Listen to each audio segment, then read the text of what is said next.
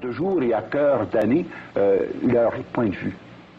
Ayons le courage d'exprimer nos vues et d'exprimer surtout les exigences de notre propre conscience face aux grandes législations, aux grandes orientations qui, comme on le sait, sont inspirées par cette pensée illuminatiste, tant dans le domaine économique, politique, social, culturel, et c'est d'écrire aux ministres responsables de ces divers secteurs afin de pouvoir obtenir une action concertée. Ce que vous dites, Père Jean-Paul, c'est que il ne faut pas laisser seulement aux responsables des différentes églises ou de grandes organisations leur laisser la responsabilité de passer à l'action. Il faut que chacun fasse quelque chose en tant que citoyen canadien. Nous sommes tous solidairement responsables, mais nous sommes tous individuellement également responsables parce que nous vivons en démocratie et parce que l'exercice de nos droits démocratiques en tant que chrétiens est la forme prévue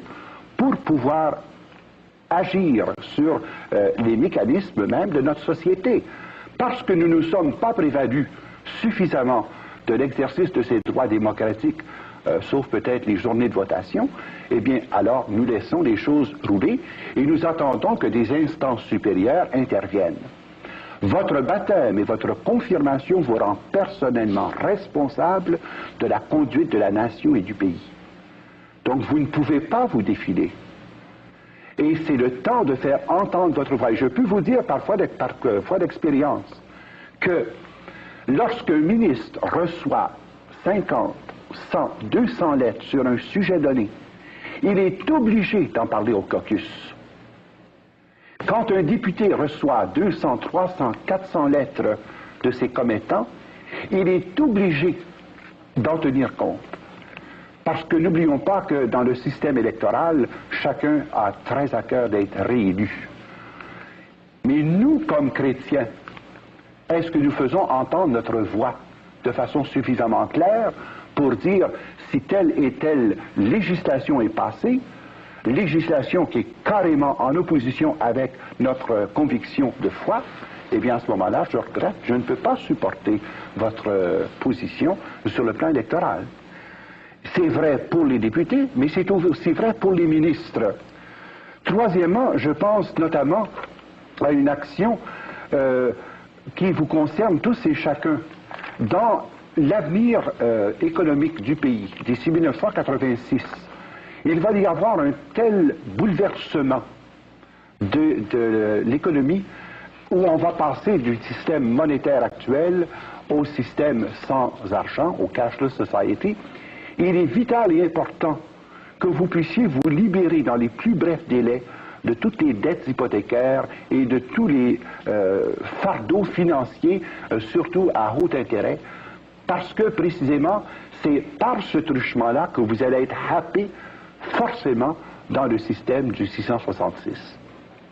Alors si on ne prend pas la peine, et cela peut se faire entre parents, entre amis, entre chrétiens, se soutenir mutuellement pour pouvoir éliminer dans les plus brefs délais possibles les grosses dettes et surtout les dettes à haut intérêt, eh bien, inévitablement, nous allons être happés dans le système et broyés finalement par les dents de la bête. Alors, je pense que sur le plan individuel, voilà des lignes d'action qui sont urgentes et il n'y a personne qui peut dire « je n'ai pas le temps d'écrire une lettre » ou « j'ai pas assez d'argent pour affranchir un timbre-poste ».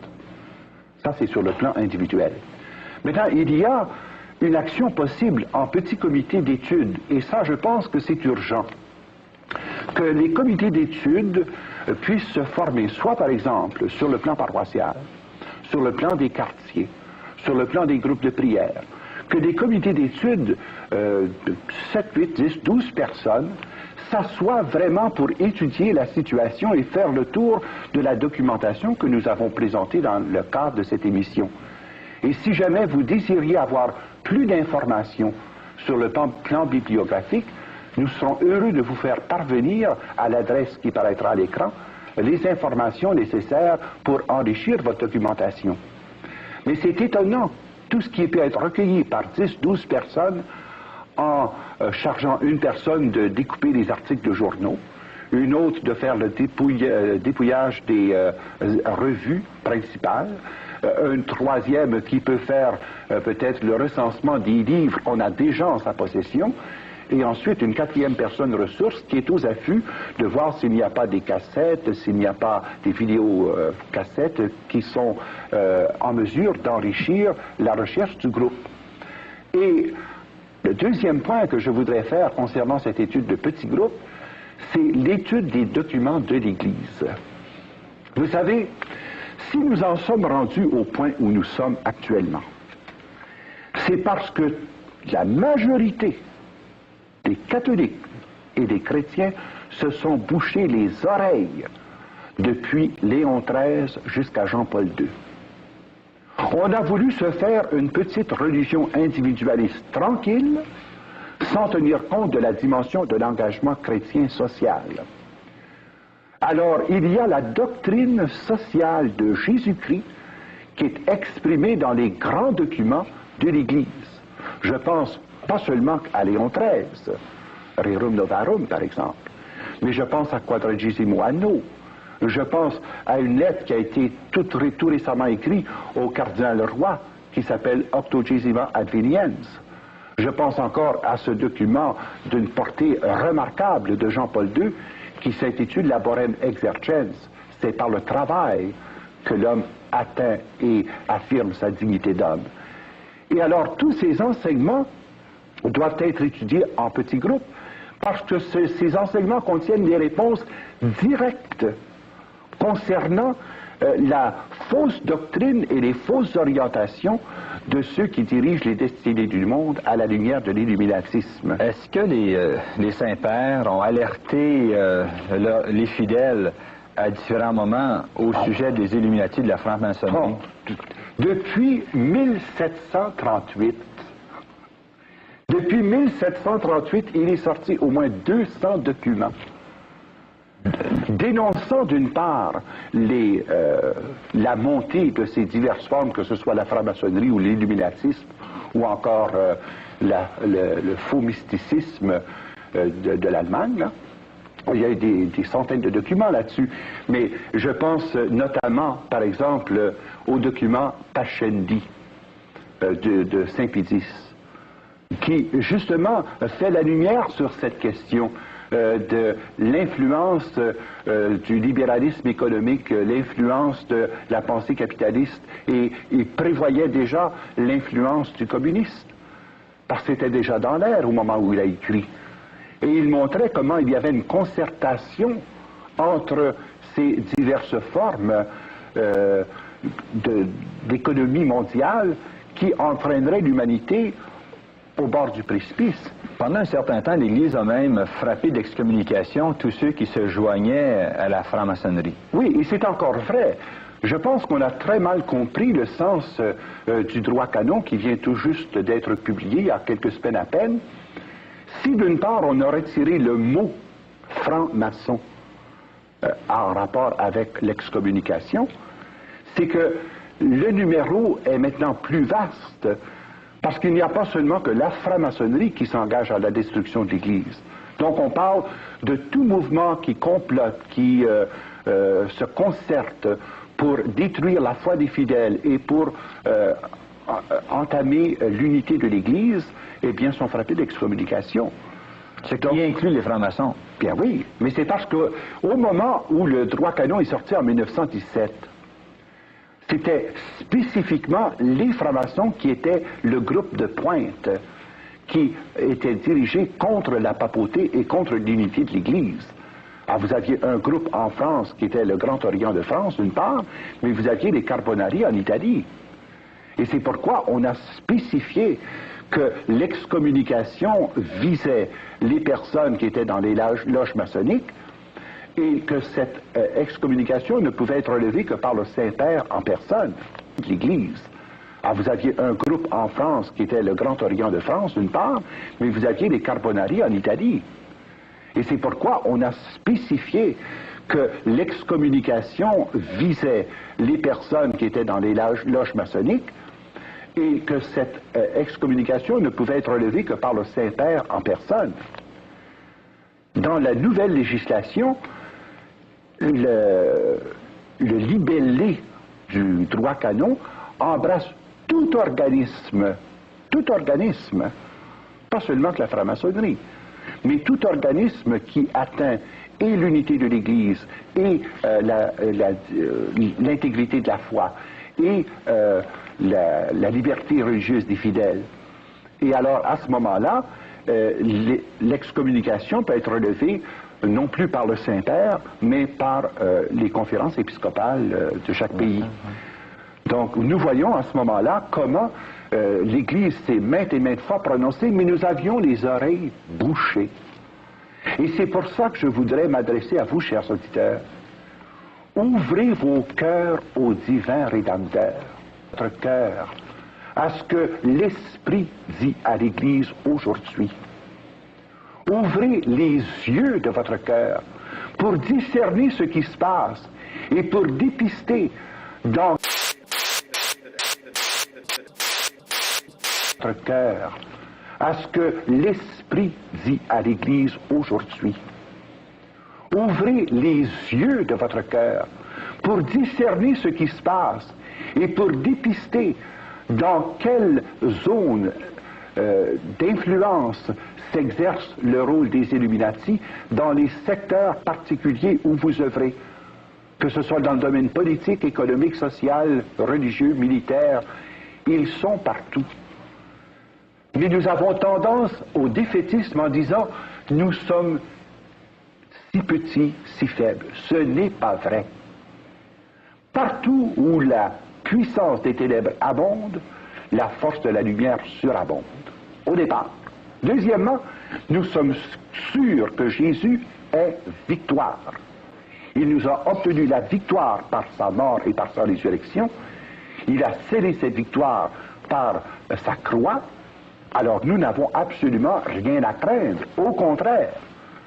Mais nous avons à exercer notre action de façon concertée, sur le plan individuel, sur le plan des petits comités, et enfin sur le plan communautaire ecclésial. Et c'est là que je pense que des organismes comme les groupements Actes, ou les groupements du plein évangile, les hommes d'affaires du plein évangile, ou des groupements comme les Chevaliers de Colomb, les groupements comme l'Opus Dei. Alors, ces divers groupements, en tant que groupements, doivent faire entendre leur voix sur la place publique, doivent faire entendre leur voix, par exemple, au rassemblement de la Chambre du commerce, doivent faire entendre leur voix dans tous les secteurs des congrès, que ce soit les congrès d'hommes d'affaires, les congrès de professionnels, les congrès médicaux, les congrès pédagogiques. Nous devons faire entendre notre voix. Mais pour cela, il faut des documents bien préparés, bien documentés, qui servent la vérité dans la charité. Et personnellement, j'ai regroupé une quinzaine de spécialistes pour préparer un document majeur qui sera présenté à la Commission royale d'enquête MacDonald. Et comme il s'agit de porter un jugement diagnostique d'une part sur la structure de notre économie et sur les causes de la crise économique actuelle, eh bien là, nous sommes en mesure d'apporter vraiment de la lumière pour apporter notre contribution en tant que chrétiens à bâtir ensemble un Canada qui soit vraiment sous l'égide du Seigneur Jésus-Christ. N'oublions jamais une chose, c'est que le Canada a été placé par les pères de la Confédération sous le dominion de Jésus-Christ. Et c'est du psaume 71 qu'est tirée la devise du Canada. Que ton règne s'étende d'un océan à l'autre, à mare usquad mare. Et c'est le psaume 71 qui a été l'inspiration d'appeler le Canada non pas une république, non pas un royaume, mais un dominion. Parce que c'est le terme qui était utilisé dans la version biblique que les pères de la Confédération ont consulté. C'est le dominion de Jésus-Christ. Et je souhaite, je termine là-dessus, je souhaite qu'ensemble, comme chrétiens, nous nous donnions les moyens d'action par la télévision, par la radio, par les journaux, par les publications de toutes sortes, que nous puissions vraiment apporter notre collaboration entière pour permettre que cette voix de l'Église se fasse entendre sur la place publique. La place de l'Évangile, ce n'est pas d'abord et avant tout dans le sanctuaire du temple, mais la place de l'Évangile, c'est sur la place du marché. Le jour de la Pentecôte, les apôtres sont descendus sur la place du marché pour proclamer la bonne nouvelle de la résurrection du Seigneur. Et c'est sur la place du marché que nous devons faire entendre notre voix et que nous devons faire aussi intervenir notre action concertée pour que, au nom du Christ, en Église, nous puissions apporter des solutions neuves, des créations qualitatives originales, des solutions inédites aux grands problèmes qui concernent et notre nation et notre pays. J'aimerais peut-être que nous terminions avec un mot de prière. Seigneur notre Dieu, nous venons devant toi proclamer ta royauté d'amour. Nous venons proclamer ta souveraineté d'un océan à l'autre sur ce pays qui est sorti de tes mains et de ton cœur. Ce pays a été bâti par les pionniers de la foi et arrosé du sang des martyrs.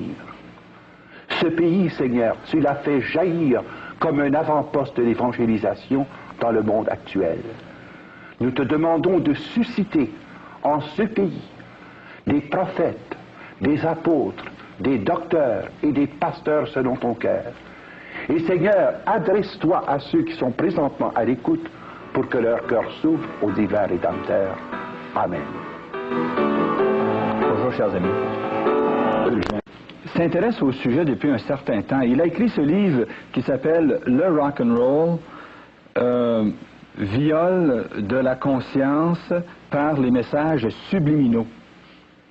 Père Jean-Paul, qu'est-ce qui vous a amené à vous intéresser à la musique des jeunes, la musique rock and roll? Tout d'abord, personnellement, ma formation première a été une formation musicale. J'ai fait du concert de 9 ans à 16 ans et j'ai reçu ma formation musicale à l'Université de Toronto, au Conservatoire. Un peu plus tard, lorsqu'il y a eu cette vague, surtout avec Elvis Presley, j'étais directeur des étudiants. Alors vous comprenez bien que ça posait pour moi un certain nombre de problèmes sur le plan discipline et sur le plan aussi formation spirituelle de mes jeunes. Mais la vraie raison qui m'a poussé à écrire cette étude sur le message subliminal, c'est que j'ai été confronté dans l'espace de quelques mois par 18 cas de suicide. Et c'est d'autant plus effarant que parmi les victimes, il y avait 11 garçons et 7 filles âgés de 14 à 23 ans. Lorsque j'ai fait l'étude des causes qui avaient conduit à ces suicides, j'en ai relevé un certain nombre, par exemple des jeunes qui venaient de foyers séparés, divorcés, d'autres qui avaient connu des traumas familiaux, d'autres qui avaient connu des difficultés scolaires. Mais le seul élément qui revenait dans les 18 cas, et je tiens à le dire, c'est que les 18 jeunes en question écoutaient en moyenne de la musique rock'n'roll plus de 5 heures par jour. C'est ce qui m'a mis sur la piste en demandant aux parents des victimes de me passer les albums de musique que ces jeunes écoutaient. Et lorsque j'ai fait l'analyse du contenu, je trouvais bizarre que les 18 écoutaient le même genre de musique. Et j'ai dit quand même, ça ne peut pas expliquer que ça pousse au suicide. Il faut qu'il y ait autre chose. C'est à ce moment-là que j'ai pris connaissance d'une recherche qui avait été faite par le pasteur Greenwald. Et je me suis mis à faire l'analyse des disques et j'ai découvert qu'il y avait en renversé un message masqué. Ce message masqué qui a pour effet d'inciter les jeunes soit au meurtre, soit à la violence, soit au suicide, soit à l'usage de la drogue, soit encore à toute forme de violence. Mais mon père, vous dites, vous, que dans la musique rock and roll, il y a des musiques, il y a un message inversé, un message qu'on entend, qui ne sont pas les paroles mêmes de la chanson, mais c'est des paroles surajoutées. C'est absolument vrai. Voyez-vous, je pense que c'est un phénomène qui a été mis en lumière et en popularité par les Beatles, qui ont été les premiers à s'en servir de façon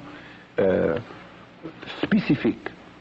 Mais une fois le principe établi, eh bien, on a suivi la mode en ajoutant des messages de plus en plus directs et en ajoutant aussi des messages de plus en plus longs.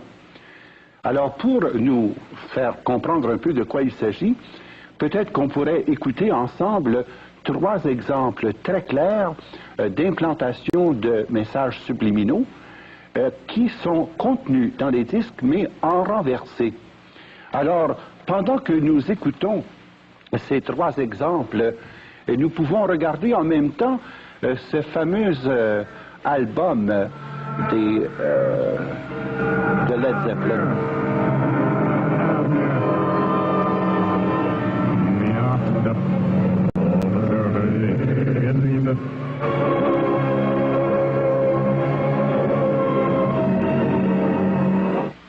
Maintenant que vous avez entendu la version normale, voici en renversé le message subliminal qu'il est très facile d'entendre. Music is reversible, but time is not. Turn back, turn back, turn back.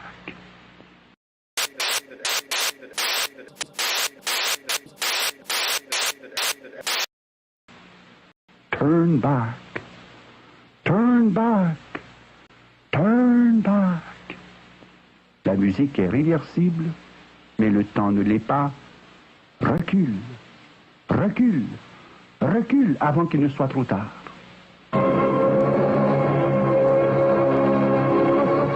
The music is reversible, but time.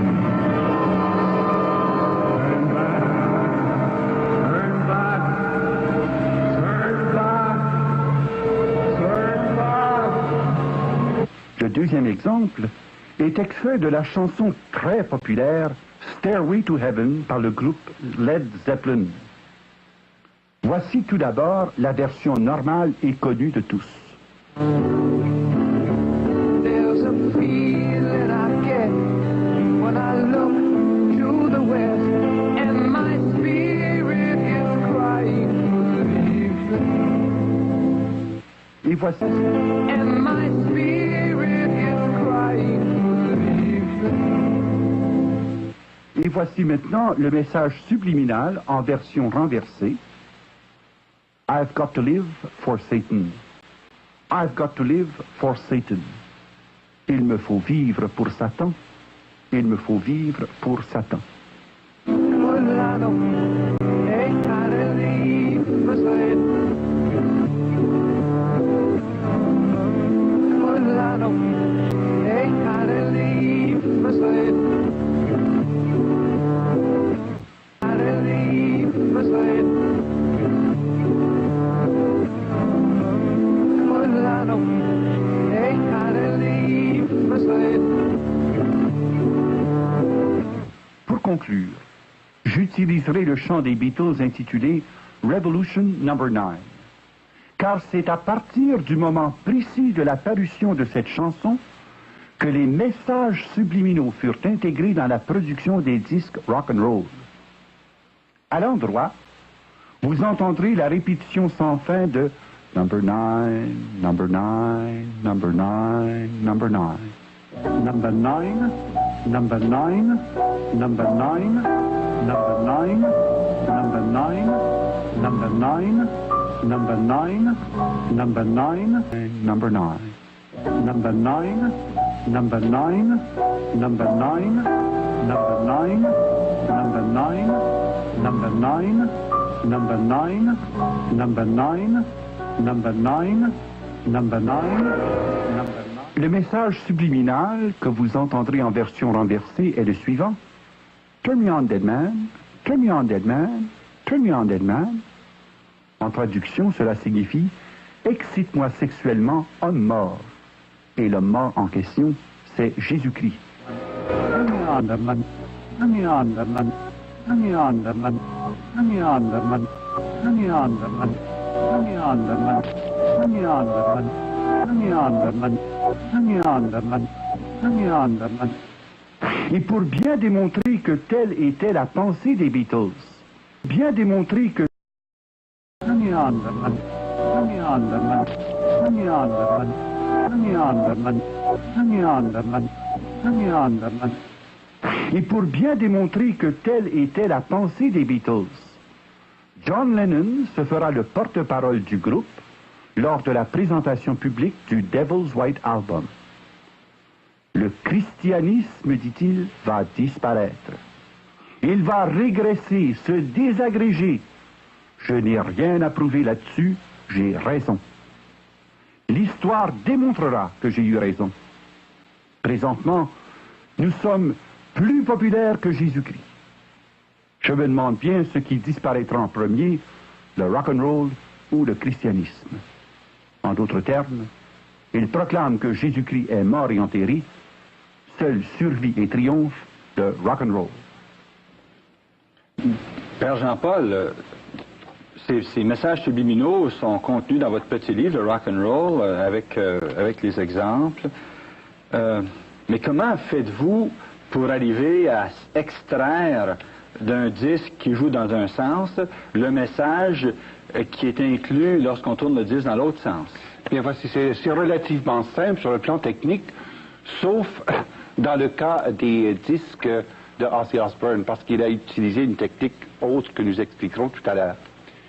Mais au départ, nous enregistrons simplement le disque à l'endroit sur une bande magnétique, et ensuite nous transférons la bande magnétique que nous faisons jouer à l'envers, et là les paroles sortent très clairement. Et quand on se sert d'un filtre equalizer, eh bien ça enlève la densité de la musique pour isoler de façon plus claire les paroles que nous entendons. Mais les paroles qui ont été, disons, particulièrement incitatives de meurtre ont été trouvées dans le disque Blondie, du groupe Blondie, où on entend très spécifiquement « Die young, die pretty »,« Meurs jeune, meurs jolie ». Même dans le disque Stairway to Heaven que nous venons d'entendre et qui est très connu, eh bien, il est dit voici que je me tourne vers l'ouest et que mon esprit aspire en criant pour partir. En se tournant vers l'ouest, c'est-à-dire du côté opposé du soleil, eh bien, c'est un langage ésotérique. Celui qui chante cette chanson préconise que pour sortir de la misère et pour trouver son ciel, il n'y a qu'une façon logique et pratique, c'est de se suicider soi-même. I've got to live for Satan. Je dois vivre pour Satan. Et pour pouvoir vivre avec lui, le suicide est le moyen le plus rapide. Mais spécifiquement, die young, die pretty. Meurs jeune, meurs jolie. Même dans le disque Stairway to Heaven que nous venons d'entendre et qui est très connu, eh bien, il est dit voici que je me tourne vers l'ouest et que mon esprit aspire en criant pour partir. En se tournant vers l'ouest, c'est-à-dire du côté opposé du soleil, eh bien, c'est un langage ésotérique. Celui qui chante cette chanson préconise que pour sortir de la misère et pour trouver son ciel, il n'y a qu'une façon logique et pratique, c'est de se suicider soi-même. I've got to live for Satan. Je dois vivre pour Satan. Et pour pouvoir vivre avec lui, le suicide est le moyen le plus rapide. Mais Père, tous ces messages sont dits en anglais.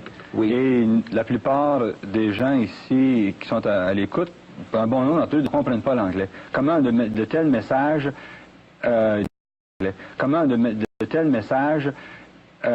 dans une langue étrangère et de reculons peuvent-elles avoir une influence quelconque sur quelqu'un? Et alors, c'est toute la problématique, n'est-ce pas, de la puissance du subconscient de pouvoir reconstituer le message qui réapparaîtra, notamment en heure de crise ou en heure d'angoisse. Et nous avons pu contrôler, par exemple, au Japon, en Allemagne et en France, des groupes contrôle qui ne comprenaient absolument pas l'anglais, mais qui revenaient avec textuellement les mêmes paroles et les mêmes comportements. On savait déjà par les études sur la séduction subliminale combien était puissante la suggestion, même cachée, par exemple pour le marketing. Alors, des études ont été faites là-dessus, et notamment les études du docteur Chaloux, qui ont démontré aussi l'impact de la suggestion masquée pour transformer des comportements. Et c'est précisément en faisant des analyses contrôle de population, notamment de populations qui ne comprenaient absolument pas l'anglais, qu'on s'est rendu compte que ces mêmes phénomènes se produisaient et qu'il y avait des manifestations collectives qui correspondaient aux suggestions subliminales contenues dans les divers disques. Père Jean-Paul, je vois que vous avez apporté beaucoup de pochettes, de disques. Pourquoi les apportez-vous, Père Jean-Paul? Bien, c'est parce qu'il y a des contenus très importants dans ces pochettes de disques. Vous avez par exemple ici Sabbath, Bloody Sabbath. On sait que le groupe Black Sabbath a été fondé par Ozzy Osbourne. Mais ce disque, précisément, vient nous parler du sacrifice humain dans le cadre du culte à Satan. Ici, vous avez le S satanique, le S éclair, nous montre le dieu du rock'n'roll, c'est le dieu Thor. Ce dieu qui est l'objet du culte des prêtres druides.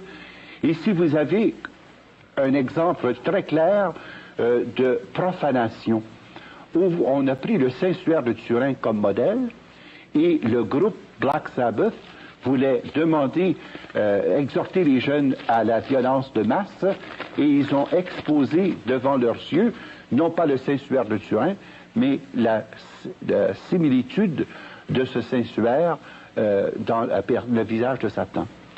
Ici, vous avez la perversion des anges qui s'ennuient tellement au ciel que pour trouver un peu de calme et de sérénité, qu'ils doivent apprendre en enfer à fumer leur pot et puis à jouer au gambling.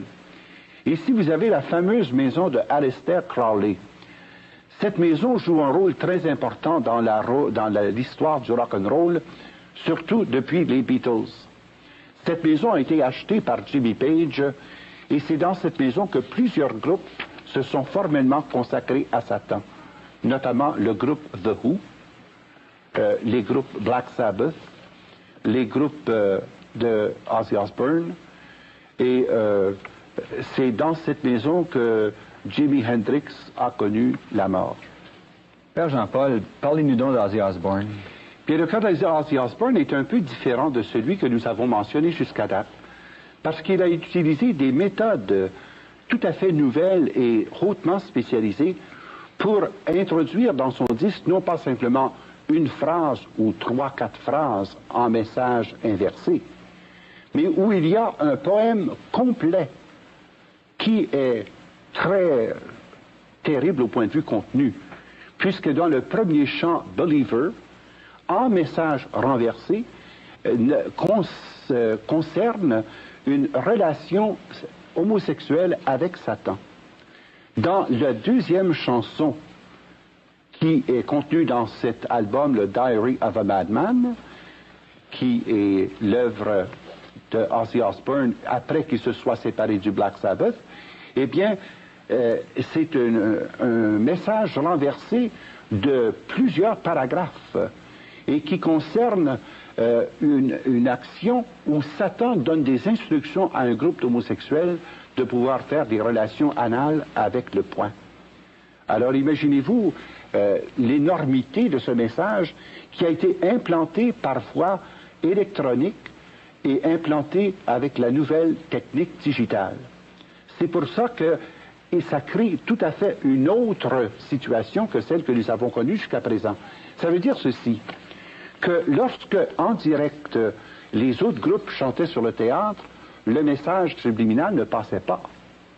Tandis que dans la chanson et la technique d'Ozzy Osbourne, la chanson est conçue à partir du message subliminal et ensuite reproduite pour le texte que nous entendons.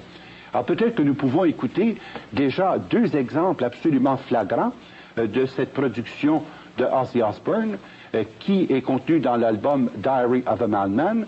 Le premier, c'est Believer, et pendant que nous écoutons la musique, vous pourrez lire à l'écran les paroles, qui sont les paroles du message subliminal obtenu en message renversé.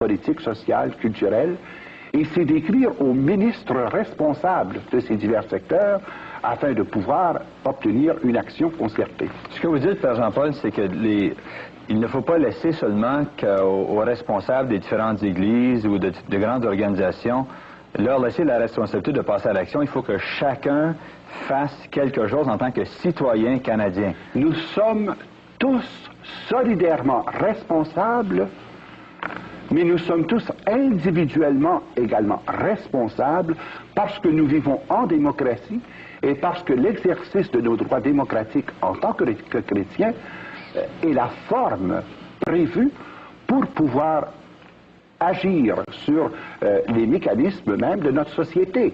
Parce que nous ne nous sommes pas prévalus suffisamment de l'exercice de ces droits démocratiques, sauf peut-être les journées de votation, eh bien, alors nous laissons les choses rouler et nous attendons que des instances supérieures interviennent. Votre baptême et votre confirmation vous rend personnellement responsable de la conduite de la nation et du pays. Donc, vous ne pouvez pas vous défiler. Et c'est le temps de faire entendre votre voix. Et je peux vous dire parfois d'expérience que lorsqu'un ministre reçoit 50, 100, 200 lettres sur un sujet donné, il est obligé d'en parler au caucus. Quand un député reçoit 200, 300, 400 lettres de ses commettants, il est obligé d'en tenir compte. Parce que n'oublions pas que dans le système électoral, chacun a très à cœur d'être réélu. Mais nous, comme chrétiens, est-ce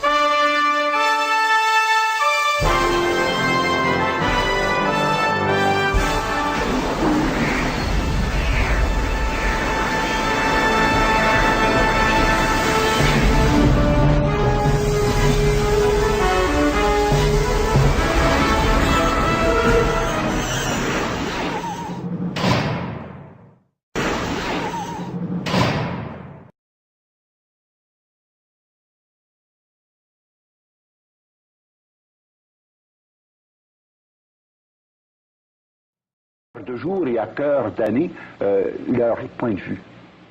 Ayons le courage d'exprimer nos vues et d'exprimer surtout les exigences de notre propre conscience face aux grandes législations, aux grandes orientations qui, comme on le sait, sont inspirées par cette pensée illuminatiste, tant dans le domaine économique pour affranchir un timbre-poste.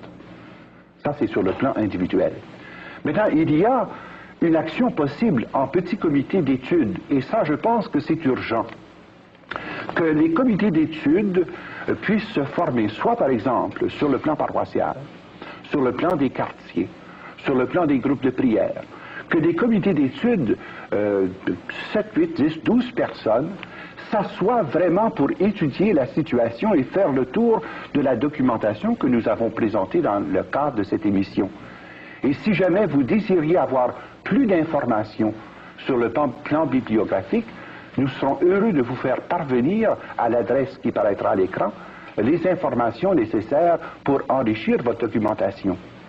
Mais c'est étonnant, tout ce qui peut être recueilli par 10, 12 personnes en chargeant une personne de découper les articles de journaux, une autre de faire le dépouillage des revues principales, un troisième qui peut faire peut-être le recensement des livres qu'on a déjà en sa possession, et ensuite une quatrième personne ressource qui est aux affûts de voir s'il n'y a pas des cassettes, s'il n'y a pas des vidéos cassettes qui sont en mesure d'enrichir la recherche du groupe. Et le deuxième point que je voudrais faire concernant cette étude de petits groupes, c'est l'étude des documents de l'Église.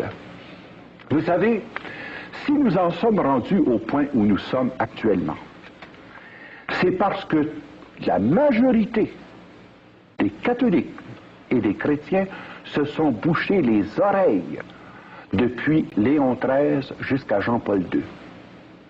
On a voulu se faire une petite religion individualiste tranquille, sans tenir compte de la dimension de l'engagement chrétien social.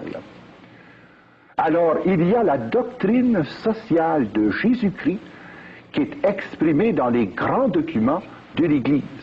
Je pense pas seulement à Léon XIII, Rerum Novarum par exemple, mais je pense à Quadragesimo Anno, je pense à une lettre qui a été tout récemment écrite au cardinal Roy, qui s'appelle Octogesima Adveniens.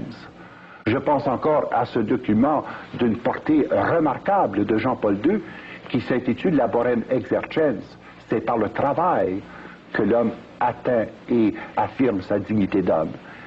Et alors, tous ces enseignements doivent être étudiés en petits groupes, parce que ces enseignements contiennent des réponses directes concernant la fausse doctrine et les fausses orientations de ceux qui dirigent les destinées du monde à la lumière de l'illuminatisme. Est-ce que les saints-pères ont alerté les fidèles à différents moments au sujet des Illuminati de la franc-maçonnerie? Depuis 1738, il est sorti au moins 200 documents dénonçant d'une part la montée de ces diverses formes, que ce soit la franc-maçonnerie ou l'illuminatisme, ou encore le faux mysticisme de l'Allemagne, là. Il y a des centaines de documents là-dessus, mais je pense notamment, par exemple, au document Pascendi de Saint-Pédis, qui justement fait la lumière sur cette question. Nous faisons entendre notre voix de façon suffisamment claire pour dire si telle et telle législation est passée, législation qui est carrément en opposition avec notre conviction de foi, eh bien à ce moment-là, je regrette, je ne peux pas supporter votre position sur le plan électoral. C'est vrai pour les députés, mais c'est aussi vrai pour les ministres. Troisièmement, je pense notamment à une action qui vous concerne tous et chacun. Dans l'avenir économique du pays, d'ici 1986, il va y avoir un tel bouleversement de l'économie où on va passer du système monétaire actuel au système sans argent, au cashless society. Il est vital et important que vous puissiez vous libérer dans les plus brefs délais de toutes les dettes hypothécaires et de tous les fardeaux financiers, surtout à haut intérêt, parce que précisément, c'est par ce truchement-là que vous allez être happé forcément dans le système du 666. Alors si on ne prend pas la peine, et cela peut se faire entre parents, entre amis, entre chrétiens, se soutenir mutuellement pour pouvoir éliminer dans les plus brefs délais possibles les grosses dettes et surtout les dettes à haut intérêt, eh bien, inévitablement, nous allons être happés dans le système et broyés finalement par les dents de la bête. Alors, je pense que sur le plan individuel, voilà des lignes d'action qui sont urgentes et il n'y a personne qui peut dire « je n'ai pas le temps d'écrire une lettre » ou « j'ai pas assez d'argent ».